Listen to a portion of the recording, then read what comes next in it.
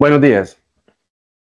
Muchos de nosotros nos hemos acostumbrado a percibir la historia clínica como un conjunto, un montón de requisitos o un formato con muchos cajones que hay que llenar para satisfacer una auditoría.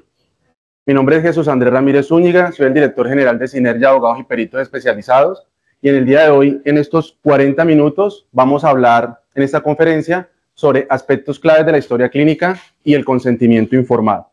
Un saludo muy especial, pues por supuesto a todo el equipo Oftalmoláser que está presencialmente, un agradecimiento muy especial al doctor Celis y a todo el equipo de trabajo que lideran estas jornadas académicas. De igual manera, las personas que nos acompañan por Teams, que en este momento pues además son otros prestadores incluso diferentes a Oftalmoláser. Bueno, básicamente vamos a hablar de 4 bullets o aspectos claves en el manejo de historia clínica. Normalmente estamos acostumbrados a hablar que la historia clínica es la piedra angular porque da respuesta a muchas aristas en cuanto al acto médico y el acto paramédico. Aquí de forma pedagógica la vamos a llamar la piedra triangular. ¿Por qué? ¿Cuáles son los 3 aspectos importantes que logramos cumplir con un adecuado diligenciamiento de la historia clínica? Lo segundo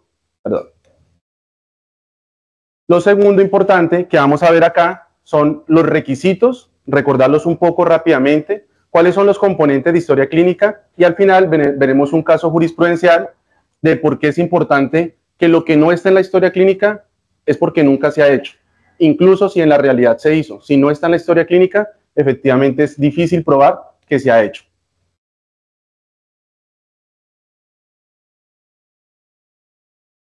Bueno, ¿cuáles son los 3 aspectos que se cumplen con lo que llamamos historia clínica como piedra triangular? Lo primero, es importante decir que cumplimos con algo básico en lo que corresponde a la atención en salud y son los principios bioéticos. Cuando hablamos de los principios bioéticos, es la base y fundamento de la atención en salud. Ahora vamos a ver cuáles son esos 4 principios bioéticos y por qué son tan importantes, empezando con el principio más elemental, que es primero no hacer daño o el principio de no maleficencia. La segunda parte que vamos a ver son las leyes de un determinado arte de esto, que es lo que corresponde al latinazgo ad hoc, la lex artis ad hoc y cuáles son esos 4 elementos. Y por último, es muy importante la historia clínica porque es una herramienta de comunicación que permite corregir algo que llamamos asimetrías de información. ¿Y qué son las asimetrías de información? Pues que en Colombia y en los países latinoamericanos todavía el gran conjunto de conocimientos lo tiene el equipo médico. El paciente no es un paciente formado, como sí lo es, por ejemplo, muchas veces el paciente europeo, americano, en donde cuentan con plataformas de información mucho más robustas e incluso en países latinos el paciente llega con mucha información, pero muchas veces ha buscado por Google, ha buscado de fuentes que muchas veces no son confiables y llegan con un montón de dudas e inquietudes e incluso de exigencias. Cuando hablamos de principios bioéticos, vamos a hablar de 4 principios y hay algunos principios que son negociables o de segundo orden y hay otros principios que son innegociables. Entonces, ¿cuáles son los principios de primer nivel? Y van en ese orden de jerarquía.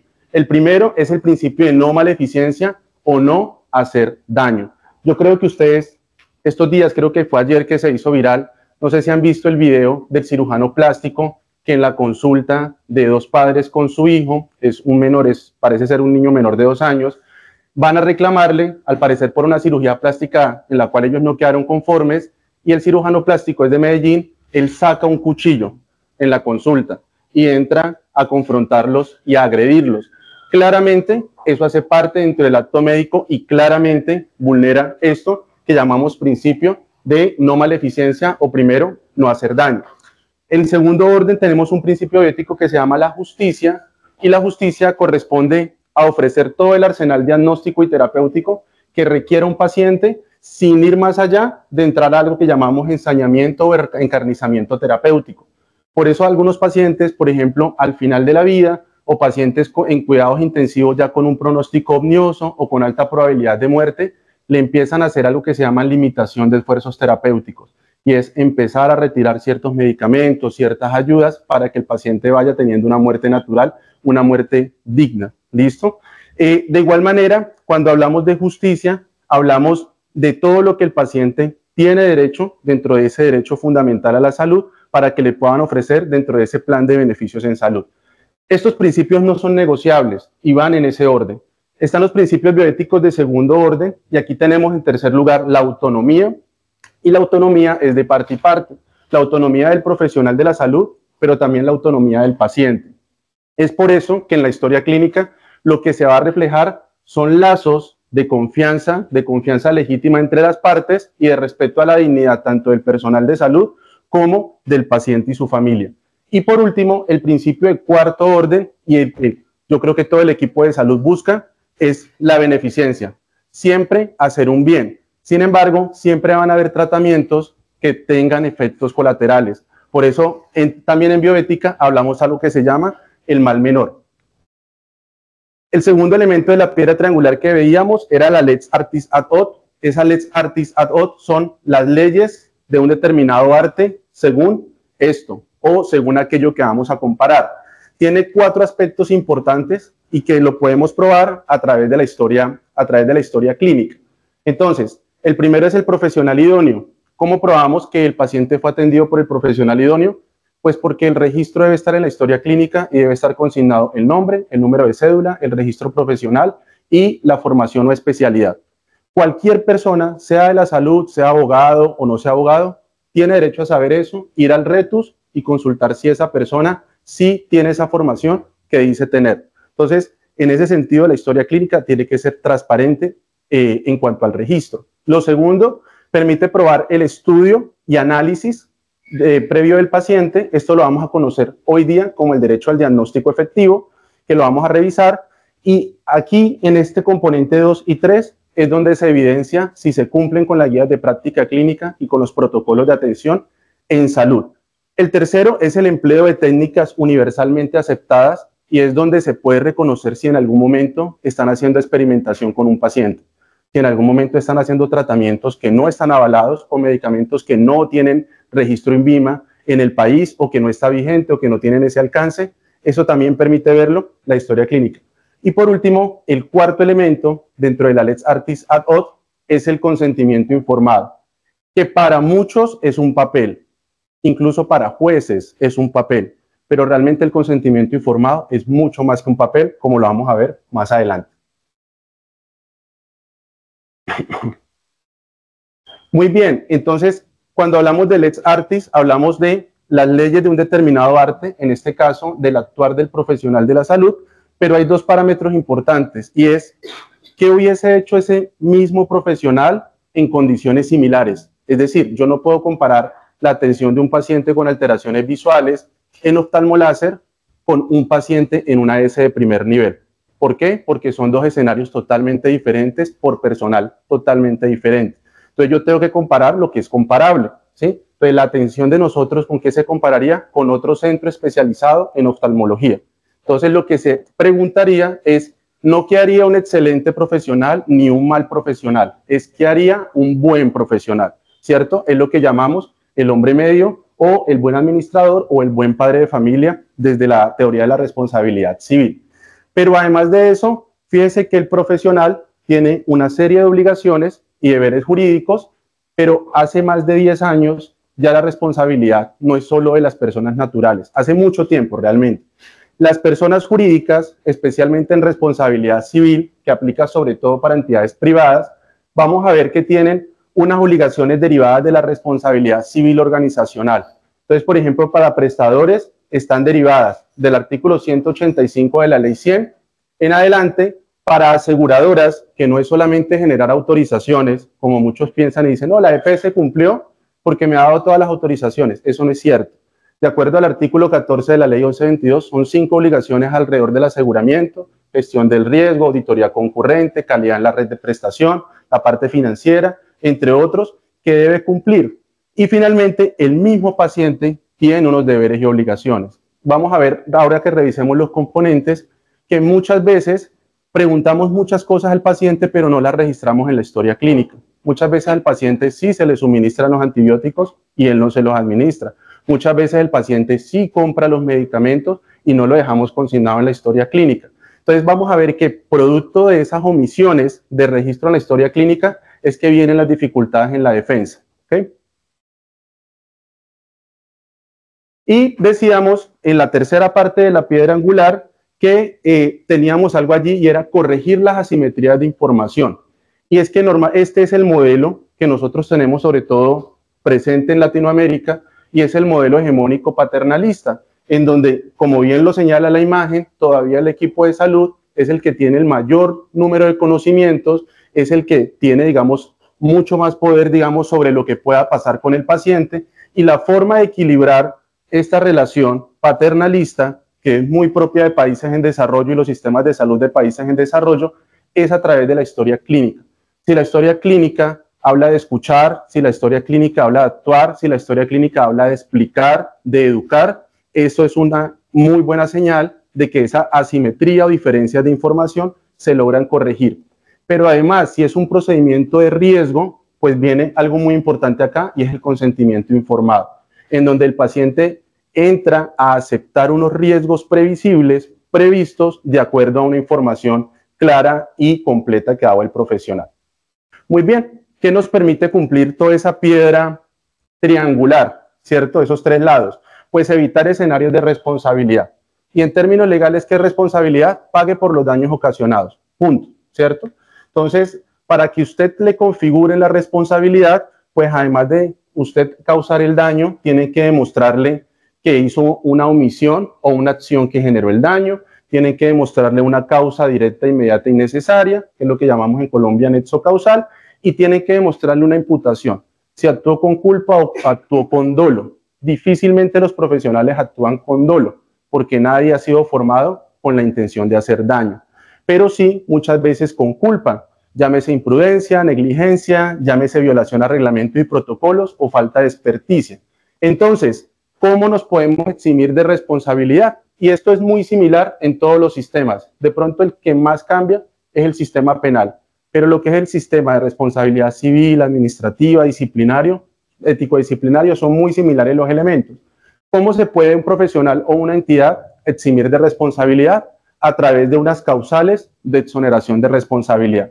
Entonces, hay unas llamadas de causa extraña, como fuerza mayor, caso fortuito, hecho de un tercero y culpa exclusiva de la víctima, aclarando que en algunos escenarios el caso fortuito no libera de responsabilidad, pero en el caso que nos ocupa tenemos la debida diligencia y cuidado.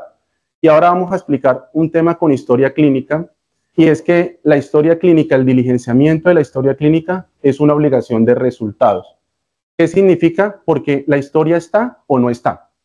No es que el profesional tuvo la intención de hacerla, pero le salió otra cosa y no alcanzó a diligenciarla y por eso no hay registro en la historia clínica. No, amigo, eso no es aceptable. El registro está o no está. Que si se presentó una urgencia, una emergencia y es necesario hacer una nota retrospectiva, bueno, haga la nota retrospectiva con la aclaración de cuál fue la urgencia, emergencia que se le presentó para no poder hacer la nota inmediatamente después de la atención. ¿Ok? Pero estos exonerantes de responsabilidad los vamos a probar es con el diligenciamiento de la historia. Muchas veces, por ejemplo, el paciente acude a otro profesional o el paciente acude incluso a personas que no son profesionales de la salud.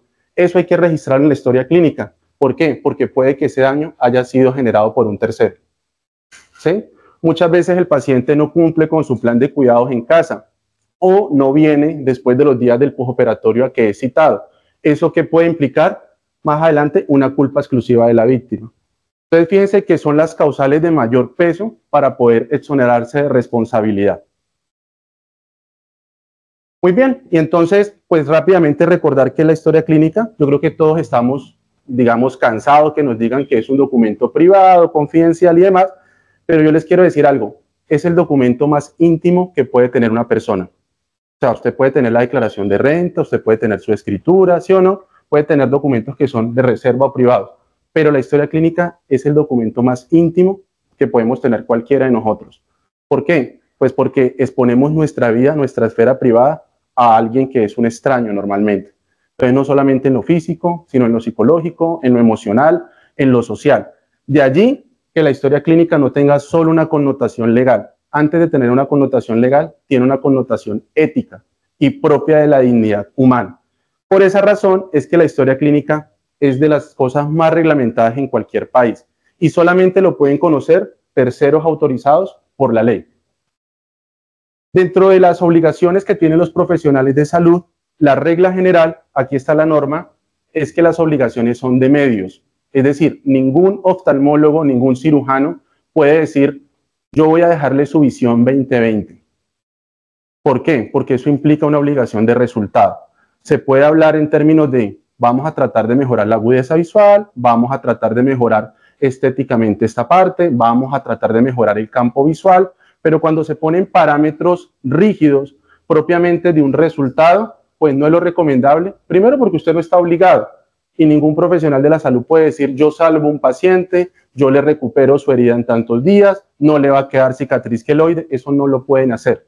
Incluso desde el 2019, la cirugía plástica estética dejó de ser una profesión, una especialidad propia de obligaciones de resultados. Pasó a ser de medios, a no ser que en la historia clínica haya un contrato en donde, por ejemplo, le digan, este es usted antes y la proyección 3D, como va a quedar, es esta. Y claro, pues el hombre, la mujer se enamora de la proyección 3D y dice, voy a quedar de esta manera. Ahí le están vendiendo una obligación de resultado. O le dicen, su nariz va a quedar como la de Nicole Kidman después de la rinoplastia. Ahí ya hay un baremo o un punto de comparación. O sus labios van a quedar como los de Angelina Jolie. Ahí hay un punto de comparación. Entonces, esa obligación de resultados no aplica y no es necesario hacerla en el actuar médico. Entonces, ¿cómo se prueban las obligaciones de medio? Con actos de diligencia y cuidado. Dentro de esos actos de diligencia y cuidado, por ejemplo, está esto que ustedes están haciendo el día de hoy. Venir a formarse, a capacitarse, que la institución cuente con un sistema de certificación, cuente con una documentación, pueda dar respuesta a los requerimientos de los entes de control, que la historia clínica refleje adherencia a las guías, a los protocolos, que se dé una información clara desde acá, porque la obligación de información no es solo de los médicos, es de absolutamente todo el personal de la institución. Que la gestión, que se haga una gestión integral de riesgos en salud y que se mida lógicamente la adherencia a sus procesos. Ahora, ¿en qué casos sí hay obligaciones de resultados? Que hay que decirlo con total seguridad. Entonces, por ejemplo, en lo que explicábamos, cuando se prometen resultados en cirugía de plástica estética, en el esquema PAI obligatorio, que eso hace poco se habló, que si la patria potestad, que si lo uno, que lo otro, eso no hay que enredarnos tanto. Y es el esquema de vacunación en menores de 5 años es obligatorio, ¿sí? La excepción contada aquí es población indígena, ¿cierto? Que si usted no vacuna a sus hijos, pues no va a entrar al ejército a llevarse los hijos, simplemente sí lo van a reportar al ICBF, sí lo tendrán que reportar a las entidades de control, y la norma lo dice así desde el año 94. O sea, esto no es una cosa que inventaron ahora, hace poquitos días, no, es una norma bastante antigua. Por eso a los menores de 5 años, a nuestros hijos, muchas veces van a las escuelas, a los colegios, los vacunan y no aplican consentimiento informado. ¿Por qué? Porque es política pública de Estado vacunar a los menores de 5 años. Y si llega a haber un daño con ese tema, pues ¿qué se produce? Posiblemente una responsabilidad del Estado. ¿Por qué? Porque está basado en una obligación de resultados o de daños generados. Pero miren aquí lo que está en rojo, y es el diligenciamiento de la historia clínica es una obligación de resultado. ¿Por qué? Lo dice el Código de Ética Médico, el Código de Ética de Enfermería, el Código de Ética de los Odontólogos, y es que la historia clínica es como el lavadero, ¿sí? Lo que no está en la historia clínica no es nadie, no existe.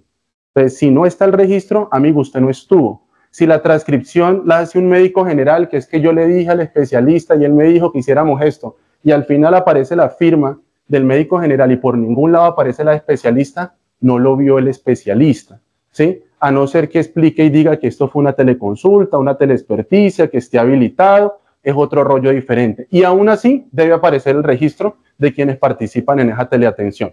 ¿Listo? Entonces, para tener eso en cuenta.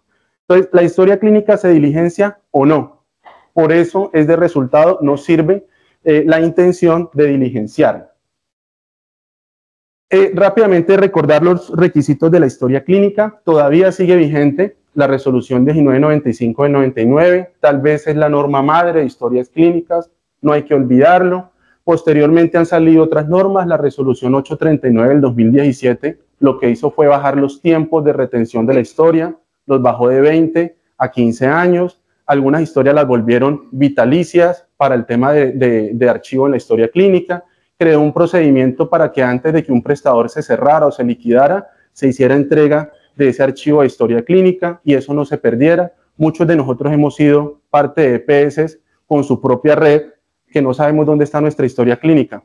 Con total certeza hay que decirlo. Caso Salucot, caso Café Salud, que tenían su propia red y se cerró eso y hoy día muchos pacientes no les dan respuesta. Pues, ¿quién debería darle respuesta? La Secretaría de Salud Departamental, porque para usted cerrar, presentar la novedad de cierre de prestador, debe presentar un inventario de historias clínicas con un acta, con un oficio diciendo dónde queda su historia clínica. ¿Ok? Listo.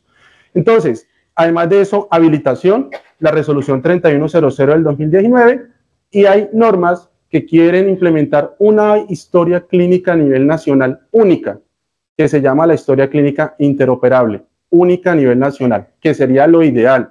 Y es, vaya usted donde un privado, vaya donde un público, que le abran su historia y sepan qué le han hecho en cualquier parte del país, ¿cierto? Lo que pasa es que eso es un tema que lleva más de 5 años y no ha sido posible sacar adelante. Dentro de las características de la historia clínica tenemos integralidad, y ojo, porque puede que la historia se maneje en diferentes partes y diferentes dependencias, pero hoy día, si un usuario pide copia de la historia clínica, se tienen 5 días calendario para entregar copia de la historia clínica, por correo y gratuito, ¿cierto? Ya no son 10 días, como muchas veces manejábamos por derecho de petición, o 8 o 15. ¿Y quién lo dice? Lo dice el Decreto Ley Antitrámite 2106 del 2019, artículo 102. Es expreso en decir y es norma especial. Incluso la Supersalud dice que cuando es una atención de urgencia y usted sale y necesita que de urgencia lo atiendan en otro lado, son 3 días solamente. ¿Sí? Entonces, fíjense que es importante que esa integralidad se asegure.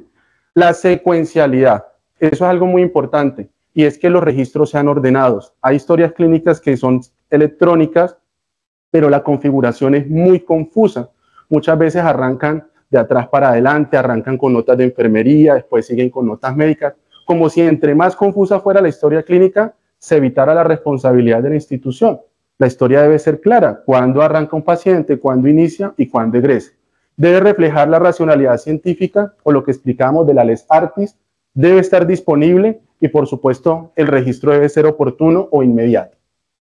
Entonces, la historia clínica tiene presunción de validez o certeza. Lo que diga la historia clínica se le debe creer, pero no quiere decir que no admita prueba en contra. Su reserva es mínimo de 15 años, 10 años en el archivo central, 5 años en el archivo de gestión. Lo que pasa es que esos tiempos hoy día ya casi no se manejan, porque casi que todo se ha digitalizado. Entonces, usted decir, en un backup 5 años, en un backup 10, no. O sea, todo va a estar en la misma nube o va a estar en el mismo backup. Pero si se manejan archivos en físico, se respetan esos tiempos. Y aplica todo lo que es tratamiento de datos personales. Por eso no se debe hacer envío de historias clínicas por WhatsApp, por ejemplo, o por cualquier red social, porque no son canales oficiales ni permitidos muchas veces por los usuarios. ¿Listo? La historia debe ser legible. Hay muchas veces piensan que porque la historia no es manual y es electrónica es legible. Yo he visto historias clínicas electrónicas que parece que hablaran en ruso, porque digitan súper rápido, eso queda mal escrito, con mala redacción, con mala ortografía. Hay veces que se presentan tachones en registros manuales, se presentan enmendaduras, la idea es que no queden con espacios en blanco, en lo posible evite las siglas. La recomendación es que las instituciones tengan su manual o instructivo de siglas permitidas y que esas siglas sean universales. Por ejemplo, IV, pues universalmente se sabe que es intravenoso, pero pues la idea es que cada profesional como que no asuma su sigla personal y la ponga en la historia clínica. Hay que pensar como si la historia en cualquier momento pueda llegar a un juez. El juez no sabe absolutamente nada de salud, es un lego, ¿sí? Entonces, entre más clara sea la historia, maravilloso. Fecha y hora en que se realiza la atención, nombre completo y firma de su autor, y consignar de manera detallada la evolución del paciente y tratamientos explicados. Es importante decir que dentro de buena parte de las obligaciones, tanto del profesional como de la institución, está el tema de seguridad del paciente. Hoy día muy importante responsabilidad. Y muchas veces pensamos que seguridad del paciente es un formato de calidad. No, señores. La seguridad del paciente se refleja en la historia clínica. Si la historia clínica dice que usted se lava las manos antes de un paciente, pues eso lo hizo. Si la historia clínica dice que usted utiliza elementos de protección, eso lo hizo. Si la historia clínica habla de un riesgo de caída, usted puede tener el protocolo más lindo de caídas, puede tener las manillas de los colores que quiera, más que una discoteca, ¿sí? Pero si usted en la historia clínica no refleja cuál es el riesgo de caída, las medidas para prevención de caídas y dice que ese paciente no se cayó, pues grave, porque usted no tiene cómo probar de que sí está implementando medidas de seguridad del paciente. Si el médico cuando arranca su atención dice se verifica correcta identificación del paciente, ahí uno dice, esta institución aplica temas de seguridad del paciente. Si en el tema del acto quirúrgico, la lista de chequeo de cirugía segura no está diligenciada o está a medias o no es coherente, pues ahí es donde uno se da cuenta que la historia clínica nos refleja eso. Los oblitos quirúrgicos, que son cuerpos extraños que se dejan, lo primero que uno hace a ir a revisar una nota operatoria es contaron gasas, contaron compresas, contaron instrumental, en la mitad de la cirugía volvieron a hacer reconteo, al final volvieron y contaron, y muchas veces al final dice sin complicaciones, y resulta que cuando van y le hacen estudios, aquí en oftalmología no pasa mucho porque el campo quirúrgico pues es muy reducido, ¿cierto?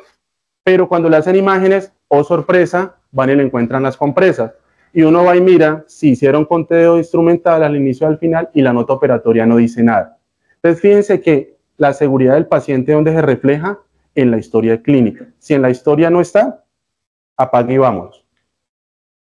El valor probatorio de la historia clínica pues es muy importante, supremamente importante. Una historia puede ser elemental tanto para salvar como para hundir un profesional de la salud y una institución.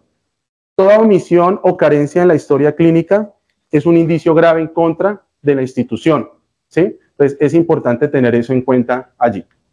Componentes de la historia clínica, aquí ya vamos finalizando. Esto, pues digamos que se ajusta a cada formato de la institución. Lo primero que hay que decir es los datos de identificación. Mire, la historia clínica y la calidad de la historia clínica depende de todos, personal médico y personal no médico. Desde el momento en que un paciente se le asigna una cita, desde el momento que un paciente viene a facturar, ahí ya arranca un buen diligenciamiento de la historia. ¿Por qué? Porque actualizamos datos de contacto, revisamos datos de fecha de nacimiento, aseguradora, acompañante, sobre todo en esos pacientes que tienen un riesgo especial, por ejemplo, adultos mayores, pacientes menores de edad, en situación de discapacidad, pacientes de alto costo, porque uno se da cuenta, el pacientico de alto costo, el paciente que es renal, es evidente que, digamos, es un paciente de diálisis, un paciente con cáncer, eso es evidente. Hombre, es muy importante el dato del acompañante. No nos quedemos con un número de celular, al menos con 2, con 3, un correo electrónico, múltiples canales de comunicación. En datos de identificación, incluso muchas instituciones hoy día sí preguntan religión. ¿Por qué? Por el tema de transfusiones, por el tema de trasplante de órganos, de donaciones, porque eso puede tener unas implicaciones bioéticas al momento de la atención. Aquí viene una parte esencial que es lo que corresponde a la anamnesis, y muchos no le dan la importancia que es a la anamnesis, y es que para actuar hay que escuchar, es una premisa. Y no sé si ustedes lo sabían, pero la anamnesis es un término de origen griego que fue acuñado por Platón, alumno de Sócrates, que en su libro llamado Diálogos Socráticos habló de algo que se llama la teoría de la reminiscencia. Y él dijo, ¿cómo aprende realmente una persona? Recordando. Y eso es lo que le llamó anamnesis. Por eso la amnesia, que es la segunda partícula de la palabra, va antecedida por el prefijo a. ¿Qué significa eso? No olvidar. Es decir, ¿cómo aprende según Platón 1? Desde antes de uno nacer, en las vidas anteriores, en su teoría del mundo de las ideas y las cosas, todos hemos estado varias veces en la Tierra y lo que hacemos desde el momento de nacer es empezar a recordar. Lógicamente, eso aplicado el día de hoy a la salud, lo que dice es importante lo que tiene el paciente por decir, lo que él habla de lo que le ha sucedido para saber qué podemos hacer. Y eso muchas veces no se le da importancia, ¿cierto? Entonces, ¿de qué compone la anamnesis? Motivo de consulta que debe ir entre comillas porque es lo que el paciente dice. Si el paciente dice, vengo jodido, comillas, vengo jodido, porque son los términos de él, cierra comillas. Historia de la enfermedad actual, ahí sí, describa usted los síntomas del paciente, hace cuántos años tiene la patología, cuándo fue el último control que le realizaron, qué medicamentos viene tomando, qué se hizo y qué no se hizo, antecedentes personales y antecedentes familiares. Si ustedes ven acá, la gran mayoría de la anamnesis va dirigida a identificar síntomas.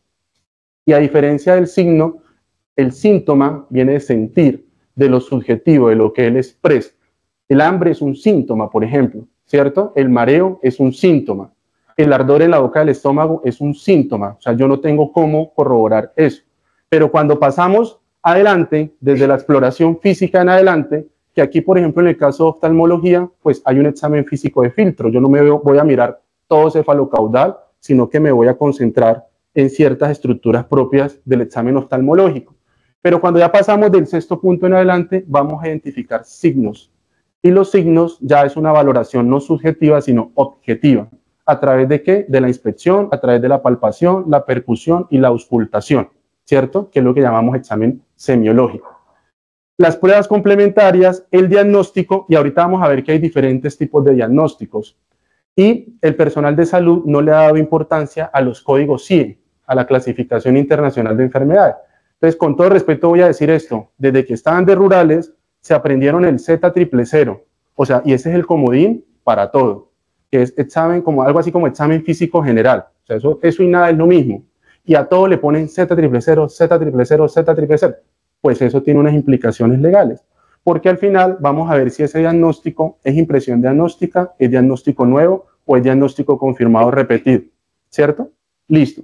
El plan de tratamiento que debe ser coherente con el diagnóstico que aparece acá, que hay que mirar cuál es el diagnóstico principal, cuál es el relacionado 1, cuál es el relacionado 2. ¿Por qué? Porque dependiendo si es el diagnóstico principal, vamos a ver cuál es la especialidad líder tratante de ese paciente. Hay pacientes que lo ven muchas especialidades, pero hay que ver cuál es la patología de él principal que le puede derivar los otros diagnósticos relacionados. Y terminamos con una parte muy importante y es la evolución. Y la evolución es qué ha pasado con ese paciente. Muchas veces las historias, no digo que de acá, hay muchos prestadores, son exactas, son copia y pegue de la nota anterior. O sea, pareciera que el paciente no evolucionara día a día, ¿cierto? Y lo más preocupante, no hay un análisis de todo lo que se hace de aquí para atrás para decir, bueno, ¿y por qué le hicieron ese examen? O sea, ¿eso para qué sirvió? ¿Qué decisión se tomó en salud con esa ayuda diagnóstica, con ese tratamiento empleado?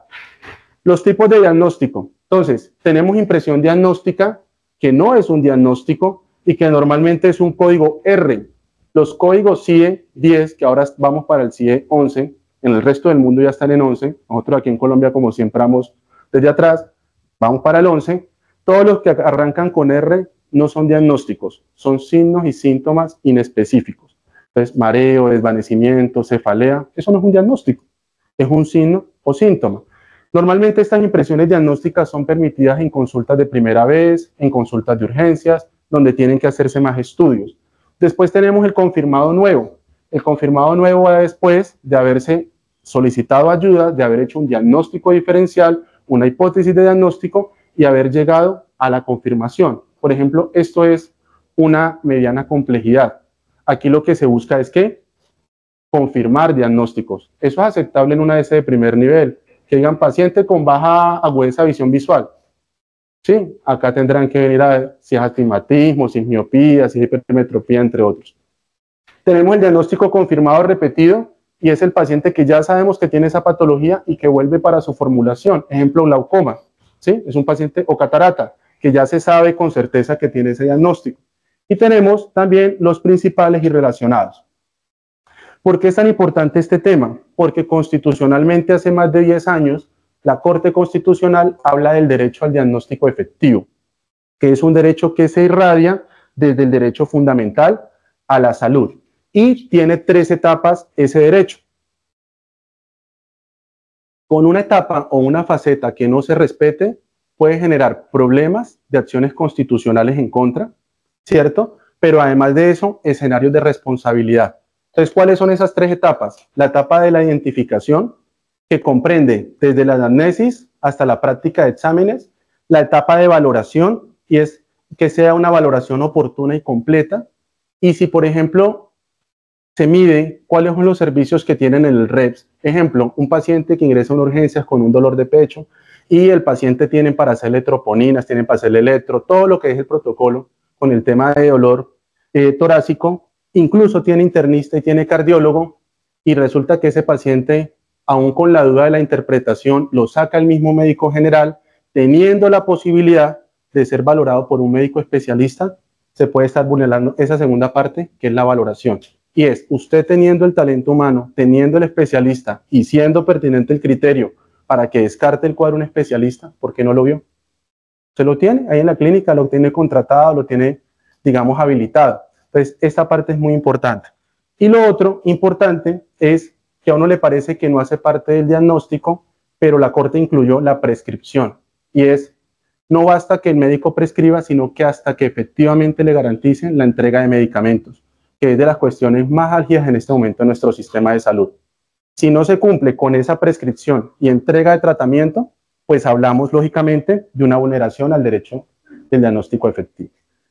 Y por último, pues tenemos uno de los componentes de la historia clínica que no es tema de esta conferencia, que voy a simplemente anunciar dos cosas importantes para seguir, y si quieren después hablamos solo de consentimiento informado, y es el consentimiento informado.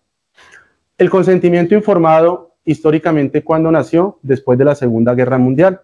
A los que nos gusta la historia, estamos hablando de 1948, cuando se dan los juicios de Nuremberg, en donde los alemanes salen juzgados, algunos de ellos con condena de muerte, y se crea algo que se llama el Código de Nuremberg.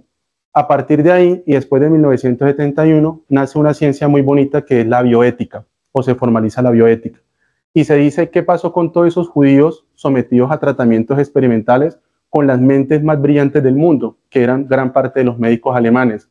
Pues fueron sometidos a tratamientos experimentales sin su consentimiento, sin su voluntad, en contra de su autonomía. Se crea esta figura de consentimiento informado, y el Ministerio de Salud ratifica que debe ser libre y debe ser informado. Yo hablo de una mnemotecnia que se llama la 5C, para cumplir con un consentimiento adecuado. ¿Quién lo debe aplicar? Quien sea competente. ¿Quién es competente? El que va a hacer el procedimiento. Por eso no es posible que, si un cirujano lo va a hacer, lo esté explicando un auxiliar de enfermería. Lo debe explicar y lo debe aplicar es quien va a realizar el procedimiento. ¿Quién tiene la capacidad? Esto ya habla de las facultades del paciente. Si es un paciente, por ejemplo, invidente, sordo, pues ¿qué se requiere? Que sea reforzado con un testigo. Si es un paciente en condiciones de discapacidad, ¿qué se requiere? Pues quién es el tutor o responsable legal o la ayuda legal, digamos, confirmado para ese paciente. Que tenga cantidad suficiente de información. Y en esto es muy fácil. El ministerio tiene un paquete que se llama garantizar la funcionalidad del consentimiento informado, y dice qué puntos debe tener un consentimiento. Y es: ¿qué es el procedimiento? ¿Para qué lo hace? ¿Cuáles son los riesgos? ¿Cuáles son los beneficios? ¿Cuáles son las alternativas? Que tiene derecho hasta el último momento de decir: no, no me quiero operar. ¿Qué cuidados debe tener? ¿Qué signos de alarma? Las firmas al final, y ya. Y entonces ya él dice: sí, acepto, me resolvieron todas las dudas, inquietudes, estoy de acuerdo, sí, ratifico el consentimiento. Si eso no se da de esa manera, por más de que firme, le pongan una huella, muchos pacientes después de muerto le toman la huella post-mortem al consentimiento. Muchos pacientes después de haber fallecido es que le toman consentimiento informado, y eso es una realidad. Entonces, si eso no se cumple, digamos, no se da cumplimiento del consentimiento. La calidad de la información: son 5 páginas, pero con letra Arial 8. O sea, ¿quién lee eso?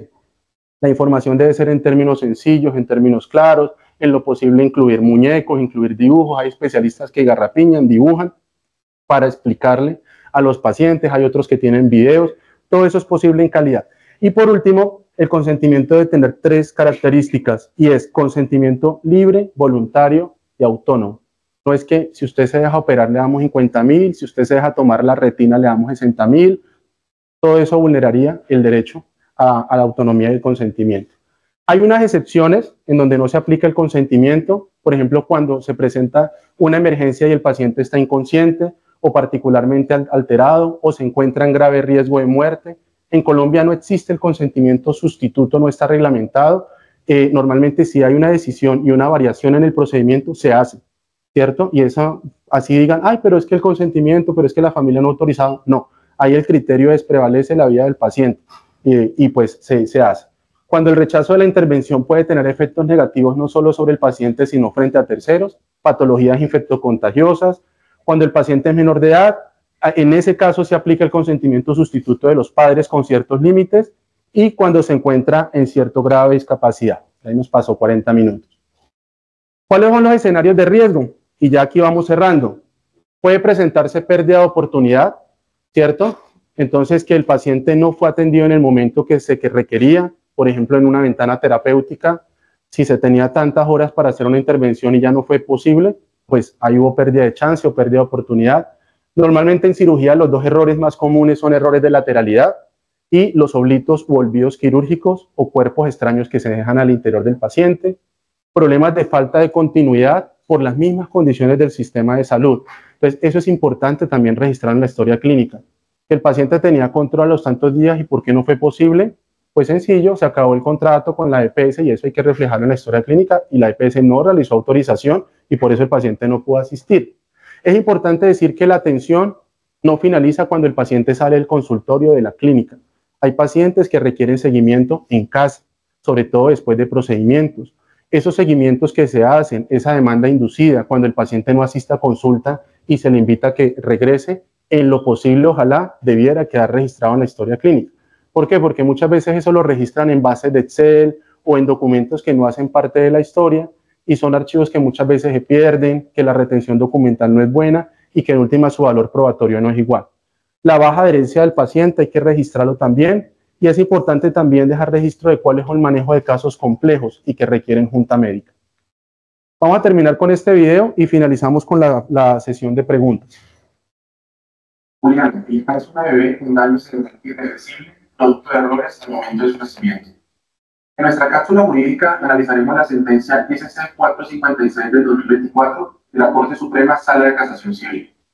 El 12 de mayo del 2006, la madre Juliana ingresa a una clínica privada en la ciudad de Cali para la atención de su parto vaginal. Una vez es hospitalizada, le inician infusión de oxitocina y siendo las 3 de la mañana del siguiente día, es valorada por el médico hospitalario, quien determina que la paciente se encuentra en un expulsivo prolongado. Solicita valoración por ginecocentra urgente y de esta manera se lleva a cesárea de emergencia. Una vez atiende la cesárea, se identifica que la recién nacida presenta unos daños en su cabeza y posteriormente unos daños cerebrales irreversibles. En valoraciones médicas y estudios posteriores se determinaría que los daños ocasionados a Juliana tenían que ver con lo prolongado que fue la atención de su parto. De igual manera, esta menor quedaría con un cuadro de epilepsia para toda la vida que la dejaría 100% dependiente de su familia. Los padres y las abuelas de Juliana deciden demandar y la Corte les cambia la razón. En este caso, por pérdida de oportunidad a una vida sana. Dentro de las principales razones se tiene lo primero, y es que la madre de Juliana duró más de 5 horas sin tener una supervisión directa que pudiera darse cuenta de los efectos que tendría este parto prolongado en fase expulsiva. La segunda razón es que la clínica no se adhirió a los lineamientos o norma técnica para la atención del parto. Pero la tercera razón, tal vez la más fundamental, es que en la historia clínica no se pudo determinar que se cumpliera con el registro adecuado del partograma. En Synergy compartimos la decisión de la Corte y recordamos que la atención de las embarazadas requiere extrema diligencia y cuidado. Además, son sujetos de doble protección constitucional y tienen derecho a un parto humanizado. En Synergy cuidamos que ustedes son los más preciados y la atención de embarazadas y sus hijos son nuestra prioridad. Bueno, muy bien. En este caso, ¿por qué es importante? Porque la defensa, la línea de defensa de la clínica y de las EPS es que el bebé a última hora, si bien venía de cabecita, lo que llamamos una presentación cefálica, supuestamente había hecho una variación de la presentación y es que había agachado su cabecita y es lo que llamamos una presentación cefálica posterior. Entonces, que eso había hecho que esta parte se atorara en el canal vaginal. Sin embargo, cuando fueron a revisar el partograma, que es una gráfica para mirar la progresión y evolución del parto, en ningún lado está el registro de la variación de esa presentación.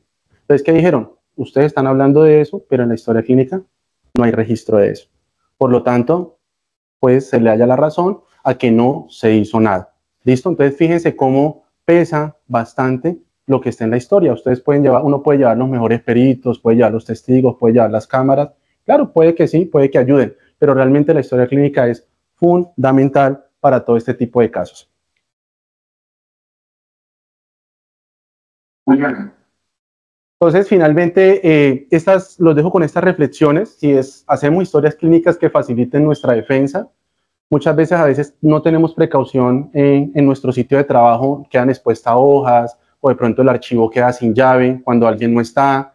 Recuerden que el tema de la reserva es en todo momento. Nos paramos y dejamos abierto a nuestro usuario.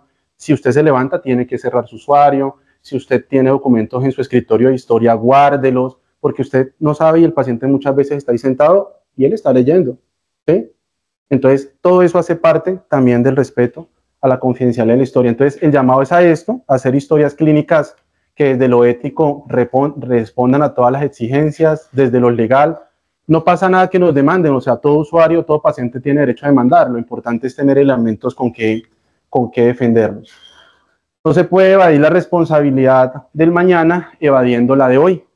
Y casi siempre yo les dejo una cifra que los deja como un poquito preocupados, y es en responsabilidad civil contractual, que son normalmente pacientes particulares, un paciente tiene hasta 5 años para demandar. Cuando es a través de la EPS o un convenio, tiene 10 años para demandar la responsabilidad civil extracontractual. Si es un demandado público y es con un juez administrativo, estamos hablando de un medio de control que se llama reparación directa y son 2 años para demandar. Entonces, ¿por qué no nos evitamos todos esos años de incertidumbre y hacemos un buen registro en la historia clínica? Listo, gracias. Bueno, son tres cositas rápido, nos quedan 8 minutos. Sí, lo primero es, se difundió un link de asistencia. Nosotros como Synergy certificamos la asistencia a esta capacitación. Los que deseen, digamos, que se certifiquen, diligenciar, igual para registro en el caso de oftalmoláser. Los que estén conectados, que no hagan parte de oftalmoláser, pueden hacerlo. Lo segundo, hay un test también de evaluación. Son 5 preguntas de falso y verdadero. Por favor, realícenla. Es importante para nosotros. Importante que califiquen la capacitación. ¿Cómo les pareció? Y ya. Eso es. Lo tercero es que la capacitación queda grabada, de pronto para las personas que no pudieron asistir o quien quiera revisar algo más adelante. Con mucho gusto, no sé qué preguntas, qué dudas tengan acá las personas que están en auditorio o las personas que estén conectadas.